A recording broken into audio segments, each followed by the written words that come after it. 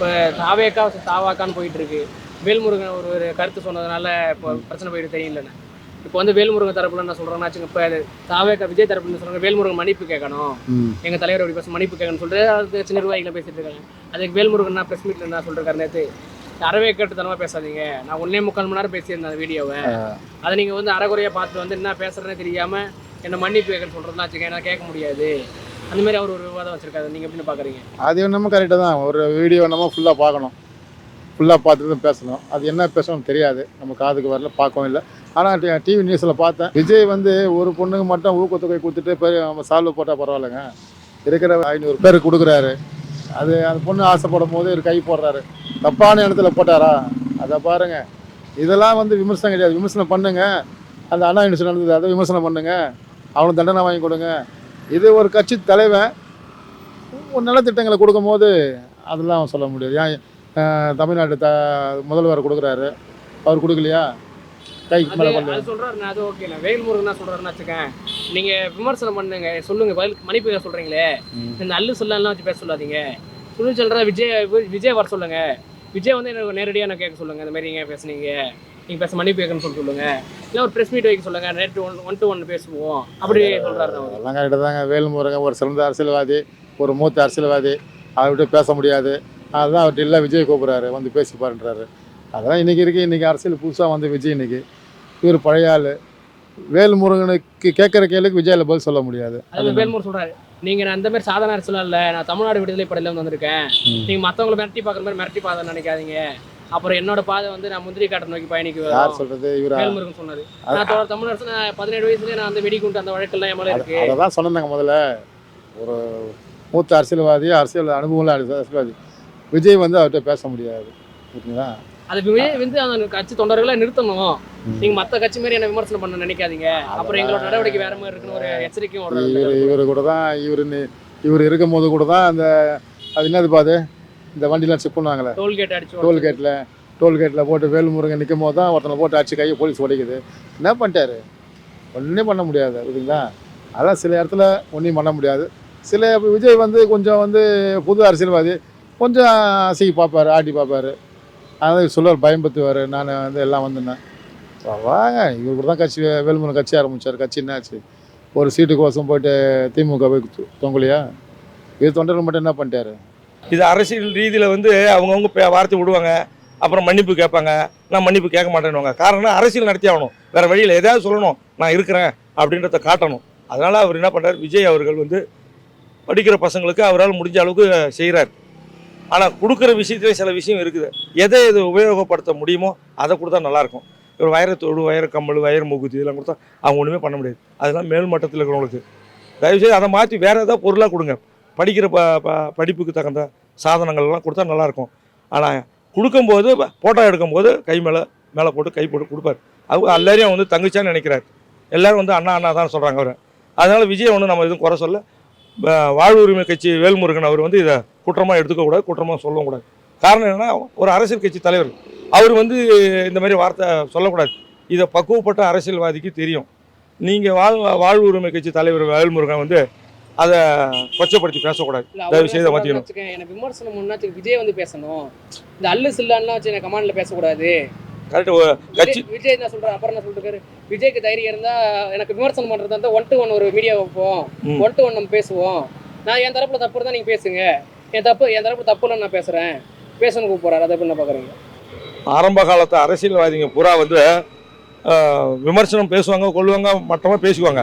ஆனால் சந்திக்கும் போது ஒருத்தவங்க வந்து பரஸ்பரமாக பேசுவாங்க, கொள்ளுவாங்க, அதை காட்டிக்க மாட்டாங்க. அரசியல் வந்து சகஜம். இதை வந்து அவர் வந்து நேருக்கு நேரு பேசு, நான் ஒண்டி நிற்கிறேன்றதுலாம் அதெல்லாம் கூடாது. விவாத ஒண்டிக்கு தான் பேசலாம் அப்படின்றதுலாம் அதெல்லாம் கூடாது. அது பேசக்கூடாது. நீங்களும் பேசுங்க, அவங்களும் பேசணும். கொச்சையாக பேச வேணாம் யாராக இருந்தாலும். ஏன்னா எல்லாரும் இந்நாட்டு மக்கள் எல்லாரையும் வந்து சகோதரியாக, தாய்மார்களாகவும், தாய் குலமாக மதிக்கணும். என்னுடைய கொள்கை, என் தலைவனுடைய கொள்கை தான். புரட்சி தலைவருடைய கொள்கையும் தாய்க்குளம், தாய்மார்கள், சகோதரிகளை வளர்த்தாரு. அதுமாரி கொச்சைப்படுத்தி பேச வேணாம். ஏன்னா போட்டால் போஸ் கொடுக்க வரவங்க என்ன பண்ணுவாங்க, பக்கத்தில் நிற்பாங்க, அப்போ நில்லுங்கன்னு சொல்லி இப்படி அதை தப்பாக பேசக்கூடாது, தப்பாகவும் நினைக்கக்கூடாது. இப்போ அவர் வேல்முருகன் வந்து அதை கொச்சைப்படுத்தி பேசலாம். தாடி பாலாஜி இருக்கார் இல்லை நடிகர், அவர் கூட ரொம்ப போராட்டம் பண்ண போகிறேன், அது பண்ண போகிறேன்னு சொன்னார். ஆனால் அப்புறம் அதை வாபீஸ் வாங்கிட்டாங்க. அதனால் வேணாம், இனிமேல் அவர் மாற்றிக்குவார். ஏன்னா அவர் இருக்கிற தொகுதியில் வந்து பண்ருட்டி தொகுதியில் வந்து நிறையா தாய்ப்பாசங்கள் உள்ள இடம், அதுக்கு தகுந்த மாதிரி அவர் மாற்றிக்குவார். இதை நானே சொல்கிறேன். ஏன்னா தமிழ்நாட்டை பொறுத்தவரையும் தாய் குலம் கொடுத்து பாதுகாக்க வேணும்.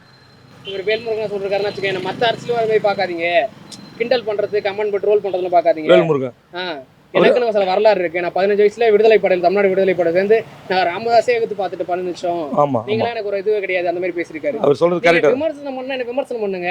இந்த காலையை கூட கமாண்ட் அசிங்கமா போறது, ட்ரோல் பண்றது, இந்த மாதிரி எல்லாம் பண்றேன்னு வச்சுக்கேன், அப்புறம் என்னோட பாதை வேற மாதிரி இருக்கும். நான் எனக்கு இது இல்லை, எனக்கு முந்திரி கட்ட நான் பயணிக்க தோணும். உண்மைதான். அவர் சொல்றதெல்லாம் ஒரு உண்மைதான். அதெல்லாம் ஒரு காலகட்டம் வரும்போது மாத்திக்கணும். நான் அப்படி நிற்பேன், இப்படி இருந்தால் அப்படி போனாலாம் சொல்லக்கூடாது. தயவுசெய்து ஒரு தமிழ் உரிமை கட்சி தலைவராக இருக்கிறவர் தலைவராகவே இருக்கணும். தொண்டன் மாரியே இருக்கணும். அதனால் தொண்டர்கள் பொடிசெல்லாம் பேசுந்தான். ஏன்னா விஜயே சின்ன ஆள், அது இப்போ பொடிசு தான் வரும். அந்த பொடிசுங்களாம் பேசத்தை பெருசாக எடுத்துக்கூடாது. அவர் ஒரு கட்சி தலைவராக இருக்கார். பல இடத்துல பார்த்துருக்கேன் அவருடைய பேச்சை, அருமையாக இருக்கும். பாட்டாளி கட்சியிலையும் இருந்தார், அதிலிருந்து தனியாக வந்தார். அதனால் அவருடைய பேச்சுக்கு எந்த வித குறையும் இல்லை. ஆனால் இனிமேல் பேசுறத அவர் பார்த்து பேசணும். பொடிசு பேசுறதுலாம் இவர் இறங்கி பேசக்கூடாது, என்னுடைய கருத்து. யாருமே வந்து மன்னிப்பு கேட்க முடியாதுன்னு, அதாவது அவங்கவுங்க பேச்சு உரிமை, அவங்கவுங்க பேச்சு உரிமை, அவங்களுக்கு மனசு பட்ட கருத்து அவங்க பேசுகிறாங்க. அதுக்காக நான் ஒவ்வொருத்தர்கிட்ட மன்னிப்பு கேட்டேன். நீ காலம் ஃபுல்லாக எல்லாருமே எவன் யோகியமாக பேசுவான். அவங்க சொன்னது இப்போ கமல்ஹாசன் இப்போ தமிழ் கன்னட தேவையில்லாத பேசணும், கன்னட தாய்மொழி பேசினார், தேவையில்லாமல் பிரச்சனை உருவாகிச்சா. என்ன டாபிக் அது வரைக்கும் பேசணும், தேவையில்லாத டாபிக். கட்சி வாழ்க்கை கட்சியை பறித்து ஓட்டு வாங்குறப்பா. இது போய் மன்னிப்பு கேட்கணும். அப்போ என்ன பண்ணுவாங்க மக்கள்? என்னாகும், இப்பயே அராஜகம் பண்ண ஆரம்பிச்சிட்டாங்க. நாளைக்கு இவங்க கட்சி வந்தால் என்ன பண்ணுவாங்க சொல்லி மக்கள் மீடியில் இருப்போம். அது வந்து கட்சி தலைவர் விஜய் அவர்கள் தான் பார்க்கணும். இதுமாதிரி விஷயங்களை வந்து அது ஆஃப் பண்ணி வைக்கணும். இதுமாதிரி பண்ணானாக்கா மக்கள் எவ்வளோ இப்போ இப்பயே வந்து மன்னிப்பு கேளுனா ஒன்று ஆட்சி அமைச்சு ஏதாவது பண்ணாக்கா அப்போ எவ்வளோ அராஜகம் வந்துடும். வேல்முருகன் சொல்றாரு, நான் பேசுறது 1.25 மணி நேரம் பேசினேன், அதுல என்ன முழுசா பார்க்காம அறவேக்கட்டுத்தனமாக நான் கொஞ்சோண்டு பார்த்துட்டு வந்தேன், பேசுறத மட்டும் பார்த்துட்டு வந்து பேசுறீங்களே நீங்க. அவர் சொல்றதுன்னா அல்லு சில்லாம் வச்சு என்ன விமர்சனம் பண்ணாதீங்க, நேருக்கு வாங்க விஜய் நான் 1-to-1 விவாதம் வைப்போம், நான் பேசுறது தப்பா இருந்தால் அவர் 1-to-1 மீடியாவில் பேசுவோம், வர சொல்லுங்கன்னு கேட்டார். அவருக்கு விஜய் தரப்பு வந்து வாய் திறக்கல. அதாவது அரசியலில் எல்லாரும் சகஜம் பேசுறது, இதெல்லாம் பெரிய விஷயமே கிடையாது. ஒரு வார்த்தை முன்ன வரும் கூட வரும், பேச சொல்ல எல்லாருமே அது மனிதன் இயல்பு. எவனாலும் கரெக்டாக 100% பேச முடியும்னு எவனும் கிடையாது. அதெல்லாம் வந்து ஜெயலலிதா போன்ற ஆளுகள் தான். அதாவது எல்லாருமே மதிப்பு கொடுத்து பேசுவாங்க, மாடா போடான்னு பேச மாட்டாங்க. எல்லாரும் மதிப்பு கொடுத்து அவங்களே வாங்கலன்னு தான் பேசுவாங்க. அந்த மாதிரி மதிப்பு கொடுத்து மதிப்பு பேசணும். மற்றபடி கட்சிக்காரங்க தெரியாது. பேசுறது வந்து ஒரு வார்த்தை முன்ன பின்ன பார்த்து பேசணும். யாராக இருந்தாலும் ஒரு கட்சி புதுசாக வார்த்தை அவனுக்கு இதுவாக ரெண்டாவது விஷயம். எல்லாருமே ஆகாயத்துலேருந்து குச்சி எவனுமே கிடையாது. இவர் மட்டும் எங்கேருந்து குச்சாரு? சாதாரண பாட்டாளி மக்கள் கட்சியில் இருந்தவர் ஆடியோ விலகி தனியாக வச்சு வாழ்வு கட்சின்னு இப்போ ராமதாஸ் கட்சி பிடிக்க கொள்கை பிடிக்கலன்னு தானே வந்தேன். நீ மட்டும் எங்கேருந்து வந்துட்ட? நீ மட்டும் எவ்வளோ பிரச்சனை பண்ணுவேன். அதே மாதிரி தான் ஒரு கட்சியில் ஒரு வார்த்தைகள் பேச சொல்ல அடுத்தவங்களுக்கு பேசணும், மதிப்போடு பேசணும். யாராக இருந்தாலும் சரி, எந்த கட்சிக்காக இருந்தாலும் ஒரு இப்படி வாங்கல போங்கல மதிப்பு திட்டு பெற்றது வர. நீ வந்து அசிங்கமாக பேசுறது ஒன்றும் பிரச்சனை கிடையாது. அதை வந்து நேரடியாக பேசணும். ரொம்ப நான் வந்து ஏதோ நானும் மீட்டிங்கில் பேசுகிறேன், நான் எல்லாம் 10 பேர் இருக்கிறாங்க, கை தட்டுவாங்க, 10 பேர் டிவியில் மீடியாவில் வரும். அதெல்லாம் வந்து விளம்பரத்துக்கு பண்ணுறது. வார்த்தைகள் கட்சி தலைவர்னு சொல்ல யாரை பற்றி நோய் அடையக்கூடாது. அதாவது அரசியல் இப்போ அவங்க செய்கிற குறைகளை குறை சொல்லலாம், தப்பு சொல்ல கிடையாது. அவங்க செயல்களை குறை சொல்லலாம். ஆனால் ஒரு தலைவரை மட்டுமாக பற்றி எந்த கட்சிக்காரனும் பேசக்கூடாது. அப்படி சொல்கிறாருன்னா அவர்கிட்ட ஏதோ விஷயம் இருக்குதுன்னு அர்த்தம். அப்படி சொல்கிறாருன்னா வாங்க நாங்கள் பேசணும்னு சொல்லும்போது அப்போ அவர்கிட்ட விஷயம் இருக்குதுன்னு அர்த்தம். அப்படி தான் நம்ம எடுத்துக்க முடியும். அப்போ ஏதோ அவர்கிட்ட இருக்குதான் அப்படி சொல்கிறாரு. அவர் சொல்கிறது நீங்கள் வந்து சில்லற பசங்க வச்சு எண்ணக்கூடாது, இவங்களெலாம் வச்சு கண்டல கூடாது. என்ன நீங்கள் தப்பு சொல்லணும், நீங்கள் தான் சொல்லணும். இவங்களை வச்சு நீங்கள் அவங்களை அடக்க வேணும், வாய் மூடணும், சொல்லணும், இல்லாட்டி வச்சுக்க வேற மாதிரி மாறும் அப்படின்னு ஒரு எச்சரிக்கையாக கூட சொல்கிறாரு. அது எப்படி பார்க்குறீங்க? இது வேணாம், அது தேவையில்லாது. அது ஒன்று அவங்க ஏதோ சொல்கிறாங்க, அதுக்கு கேட்குறாங்க, அது வந்து தப்பு இல்லை. இதெல்லாம் நம்ம வந்து எச்சரிக்கைலாம் அது வந்து ஒன்றும் இல்லை. அவர் தரப்புல சொல்கிறேன்னா, நான் 17 வயசுல அரசியலுக்கு வந்துட்டேன், 15 வயசுலேயே நான் தமிழ்நாடு விடுதலை படை கொடுத்தோட தான் எனக்கு துப்பாக்கி வழக்கு எல்லாமே மேலே வழக்கு இருக்குது, அந்த மாதிரி நான் இருந்தவன். நீங்கள் நான் மற்ற அரசியல்வாதி மாதிரி பார்க்காதீங்க, நீங்கள் மற்ற அரசியல் மாதிரி கமெண்ட் பண்ணி இந்த கலாச்சார ட்ரோல் பண்ணுற வேலை வச்சுக்காதீங்க. நீங்கள் இதுதான் ஊடகத்தில் தான் பண்ணுறீங்க, அப்புறம் நேரில் வேறு மாதிரி நடக்கும்.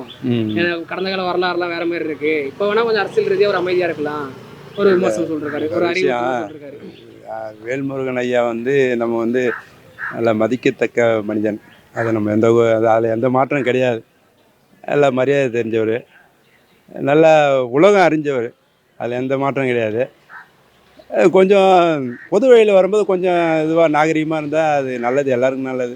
அது பொதுமக்களாக நம்ம சொல்கிறோம். ஏன்னா எல்லாரும் அவங்க கருத்து சொல்லுவாங்க தான். ஏதாவது ஒன்று சின்னதாக ஏதாவது ஒன்று வந்துடுச்சுன்னா அதுக்கு ஏதாவது இப்போ நீங்கள் எதிர்ப்புலேருந்து எதிர்ப்பு சொல்லிக்கிட்டே இருப்பாங்க, அது நடக்கும். அவரு சொல்றது விமர்சனம் இல்ல. ஒரு தலைவர் நீங்க சொன்ன கட்சி நிர்வாகி தலைவர் சொல்லணும், யாருன்னு தெரியாத ஒரு அதுதான் புரியுது. தப்பு தப்பா கமாண்ட் வந்து ஒரு கருத்தில் ரீதியா மோதணும், தப்பு தப்பா கமாண்ட் போடுறது இந்த மாதிரி எல்லாம் ட்ரோல் பண்ற வீடியோ எல்லாம் வரக்கூடாதுன்றாரு. அதுதான் சொல்கிறேன். நம்ம எல்லாருமே வந்து ஒரு அளவுக்கு கொஞ்சம் கட்டுப்பாடாக இருந்தால் நல்லது. வார்த்தையை விடாமல் நம்ம கொஞ்சம் புரியாதவங்களும் இருப்பாங்க, புரிஞ்சவங்களும் இருப்பாங்க. புரியாதவங்களுக்கு பதில் சொல்லணும்னு அவசியம் இல்லை. புரிஞ்சவங்க அது தெரியாதவங்களுக்கு போய் அவங்க சொன்னாலும் புரியாது. அவரால் நான் 1.5 மணி நேரம் பேசினேன், அதை வீடியோ பார்க்கல, நீங்க பேசணும் 10 நிமிஷத்தை பார்த்துட்டு வந்து நீ பேசக்கூடாதுன்றாங்க. அது வந்து நம்ம ஒன்றும் சொல்கிறதுக்கு இல்லை, உண்மைதான். இருந்தாலும் அது வந்து ஏதாவது ஒரு கருத்து ஏதாவது இருக்கும், அதை பார்க்கணுன்னு அவர் நினைக்கிறாரு போல். முழுசாக பார்த்தா தான் உங்களுக்கு தெரியும். அது ஏதாவது கருத்து சொல்லியிருப்பாரு, அது உள்ளே இருக்கும், ஏதாவது இருக்கும், அதை அவர் சொல்கிறாரு, வேற ஒன்றும் இல்லை.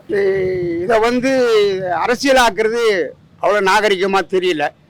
எவ்வளோ நிகழ்வில் ஒவ்வொரு அரசியல் கட்சி மேடையிலும் நடக்குது. நலத்திட்ட உதவி வழங்க விழாவில் திமுகவில் கூட அப்படி நடந்திருக்கு. குறைகளை வாங்கி குறைக்கான அதுக்கு ஒரு பெட்டியை வச்சு அதில் மனுவை போடுங்கன்ற ஒரு கான்செப்டை கொண்டு வந்து மரியாதைக்குரிய முதல்வர் அறிக்கை விட்டு அதை வந்து ஒரு மாநாடு மாதிரி நடத்தி அதில் அவங்களுக்கு அந்த குறைகளாம் நிவர்த்தி பண்ணுவேன்னு சொன்னார். அந்த மாநாட்டு பந்தலில் பிரியாணியில் பீஸ் கிடைக்காதவெல்லாம் பிரியாணி கொட்டின மாதிரி அந்த பெட்டிக்குள்ளே இருந்த மனு எல்லாமே கீழே கட்டிருந்தது. அதெல்லாம் நம்ம பார்க்கவே முடியாது. அவரு என்ன சொல்ற வேல்முருகன் சொல்றாரு, பிரஸ் மீட் கொடுத்தாரு காலையில மாலை நாளைக்கு பிரஸ் மீட் கொடுத்தாரு. நான் பேசுனது 1.25 மணி நேரம் பேசினேன், நீங்க வந்து 10 நிமிஷம் பேசிட்டு பார்த்து பேசக்கூடாது, அறவே கெடுத்தனமாக நான் 10 நிமிஷம் பேசிட்டு பேசக்கூடாது, நான் பேச தப்பு விமர்சனம் பண்றதா அந்த அல்லு சில்லான்லாம் வச்சு பேசாதீங்க, நேரடியாக நீங்கள் வந்து பேசுங்க, 1 to 1 வந்து பேசணும், மன்னிப்பெல்லாம் கேட்க முடியாது அப்படின்னு அவர் சொல்லிருக்காரு. நீங்கள் எப்படி பார்க்குறீங்க? இது 3வது பயணமாக மரியாதைக்குரிய விஜய் வந்து மாணவங்களை ஊக்குவிக்க உற்சாகப்படுத்த உதவி செய்கிற நிகழ்வாக நடத்தின்கிறாரு. அது பின்பலம் ஒரு அரசியலை அதுக்குள்ளே திணிச்சின்னு இருக்கிறாங்களோ சொல்லலாம். ஆனால் இதில் இந்த மாதிரி ஒரு குற்றத்தை கண்டுபிடிச்சி குழந்தைங்களுக்கு சால்வை போகிறதையோ இல்லை பரிசு தரதையோ ஊக்கத்தொகை தரதையோ இல்லை வெகுமதி தரதையோ விமர்சனம் பண்ணுறது கொச்சையாக இருக்கிறது மட்டும் இல்லை, அது அவரு மரியாதைக்குரிய வேல்முருகன் வந்து இந்த வாசகத்தை பயன்படுத்துக்கு முன்னால் நிறைய பேசியிருக்கலாம். ஏன்னா அனுபவம் உள்ளவர், பாட்டாளி மக்கள் கட்சியில் இருந்து தனியாக வந்தவர், இன்றைக்கும் ஒரு எம்எல்ஏவாக இருக்கக்கூடியவர், அவர் நடந்துக்கிறது தப்பு தான். இல்லை அவர் தரப்புன்னு சொல்கிறதுன்னு நான் முழுசாக பேசுங்க, நான் அப்படி ஒன்றும் சொல்லலை. அவரால் இது நீங்கள் வந்து மன்னிப்பு கேட்க சொல்கிறாங்க, மன்னிப்புலாம் கேட்க முடியாது, நம்ம பேசணும் தப்பு இல்லைன்னு மாதிரி தான் அவர் சொல்கிறாரு. பொதுவாக தம்பி நிறைய பேசலாம். இப்போ நான் கூட பேசினுக்கும் போது அது வந்து அவர் சொல்கிறேன்னு வச்சுக்கேன், எனக்கு விமர்சனம் பண்ணுறத நீங்கள் பண்ணுங்க, நீங்கள் விஜய் வாய் திறக்கணும், யூடியூப்பில் பேசுகிறவங்க பேசக்கூடாது, நீங்கள் நான் தப்பாக பேச நீங்கள் வாய் திறந்து பேசணும், நீங்கள் இல்லை உங்கள் விஜய் நீங்கள் தொண்டர்கள் நடக்கணும், இல்லாட்டி நம்ம 2 பேரும் 1 to 1 நியூஸ் சேனலில் உட்காருவோம், ஊடகத்தில் உட்காருவோம், நான் பேசுனா நான் தப்புன்னு சொல்கிறேன், என் விவாதத்தை நான் எடுத்து வைக்கிறேன், உங்கள் விவாதத்தை நீங்கள் எடுத்து வைங்கன்னு சொல்கிறாரு. அதை எப்படி பார்க்குறீங்க? 1ஆம் வகுப்பு படிச்சுக்கிற பிள்ளைக்கும் 10ஆம் வகுப்பு படிச்சுக்கிற பிள்ளைக்கும் வித்தியாசம் இருக்குது. பிள்ளைங்க ரெண்டும் அவர் பிள்ளையாக இருக்கலாம், பிள்ளைங்க ரெண்டும் அவர் பிள்ளையாக அரசியலுக்கு வந்தவங்க. இவர் ரொம்ப அனுபவசாலி, நான் இல்லைன்னு சொல்ல, பல்வேறு உதாரணங்கள் எடுத்து சொல்லலாம். அதுக்கு டைரெக்டாக வாங்கினா இது பட்டிமன்ற மாதிரி ஆகிடும். உதாரணத்துக்கு கமலஹாசன், மரியாதைக்குரிய கமலஹாசன் அவங்க ஏதோ ஒரு திரைப்பட இசை வெளியீட்டு விழாவின் போது தமிழிலிருந்து தான் கன்னடம் வந்தது அப்படின்ற ஒரு வாசகத்தை யாரும் மனசும் சங்கடப்படாமல் அது சின்னதாக தான் சொன்னார். ஆனால் இவ்வளோ பூதகரமாகி இன்றைக்கி அந்த மாநிலத்தில் அவர் நடித்து ஒரு மிகப்பெரிய திரைப்படம் வெளியிட முடியாமல் போயிடுச்சு. அந்த மாதிரி இவரும் ஒரு பேட்டி கொடுத்து அரசியல் இப்போ வரக்கூடிய எதிர்பார்க்கக்கூடிய மிகவும் மிகவும் எதிர்பார்க்கக்கூடிய இந்த எலெக்ஷன் நேரத்தில் ஒரு பட்டிமன்றம் நடத்துகிறதோ இல்லை நேர்காணலை பண்ணுறதோ இல்லை நேருக்கு நேராக பேசுறதோ அது அவ்வளோ நாகரிகமாக தெரியல தம்பி. இந்த சமயத்தில் ஒரு அரசியல் பண்ணுற மாதிரி தான் இருக்குது.